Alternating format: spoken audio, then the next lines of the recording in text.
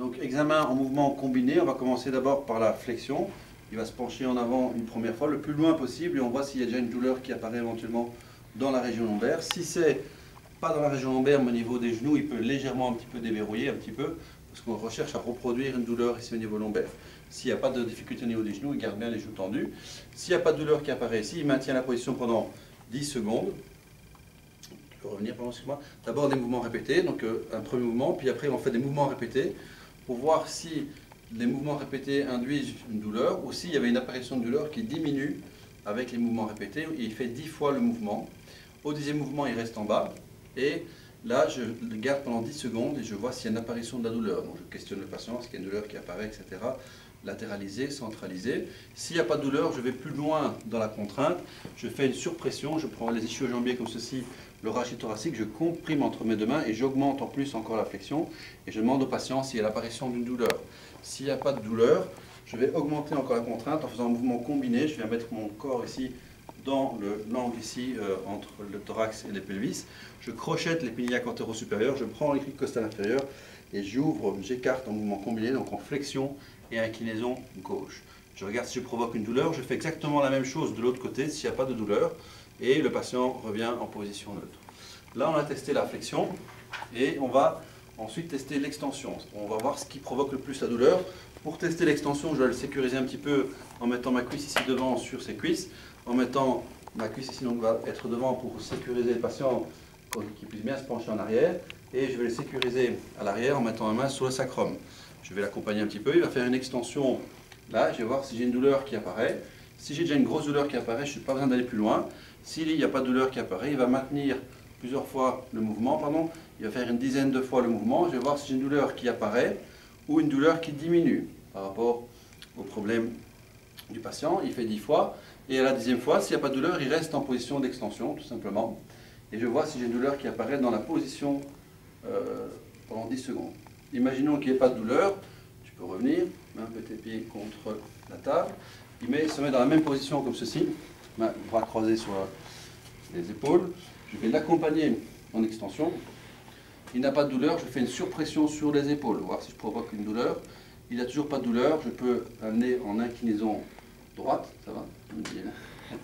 Il n'a pas de douleur, et s'il y a une douleur, je vais en extension inclinaison gauche avec surpression aussi. Et je regarde quel est le pattern qui est le plus douloureux, soit la flexion, soit l'extension. Pour l'extension, il peut y avoir une petite subtilité dans les inclinaisons. On peut faire un shift aussi, donc là je suis parti pour l'inclinaison par le haut, on peut partir pour l'inclinaison par le bas. Et donc il va partir en extension comme ceci, et après je vais shifter son bassin en le repoussant comme ceci, ce qui est parfois plus contraignant. Je fais la même chose des deux côtés, et je regarde quel côté est le plus douloureux. Critère numéro 1, normalement, en règle générale, c'est la flexion qui est plus douloureuse que l'extension, mais ce n'est pas une généralité, mais normalement c'est plutôt ça.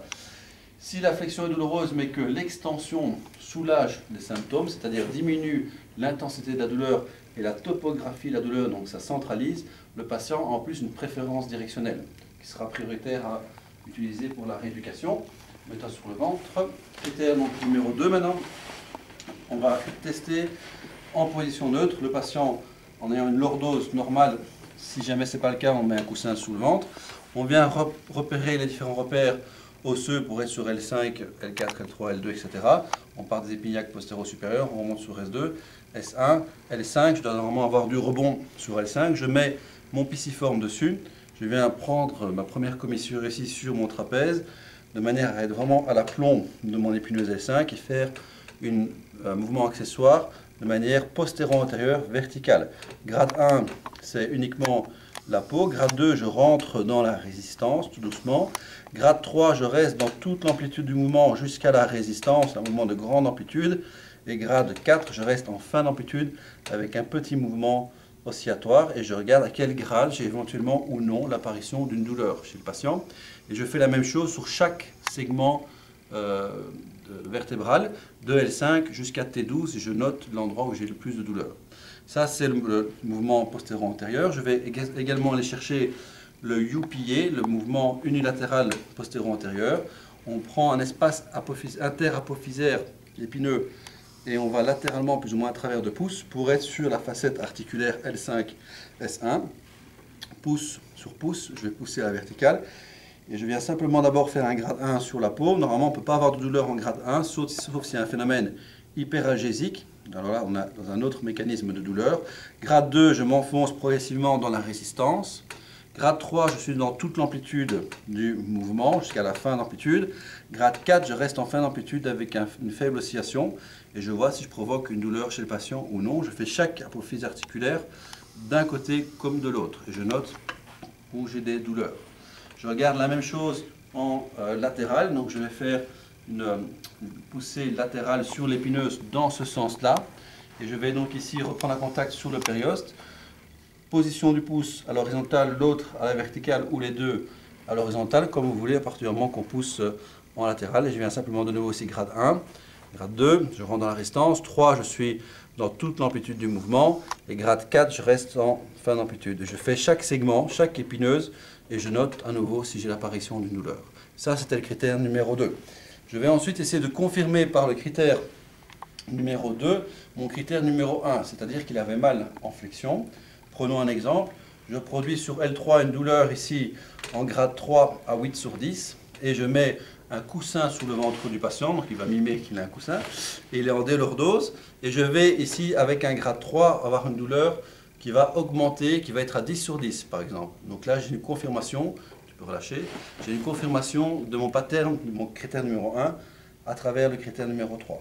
Je peux, vu qu'il avait une préférence directionnelle, ce qui n'est pas le cas de tous les patients, mais ce qui est le cas de 70% des patients en lombalgie aiguë et de 50% des patients en lombalgie chronique, tester, voir, mettons sur les coudes, ici, le même test ici va être moins douloureux en extension. S'il a une préférence directionnelle qu'on va retrouver dans le critère numéro 1, normalement on doit la retrouver ici aussi, et je vais pouvoir aller chercher beaucoup plus loin dans mes grades, voire un grade 4, pour provoquer par exemple une douleur de niveau 3 sur 10. D'accord ? Ça c'est l'examen en mouvement combiné.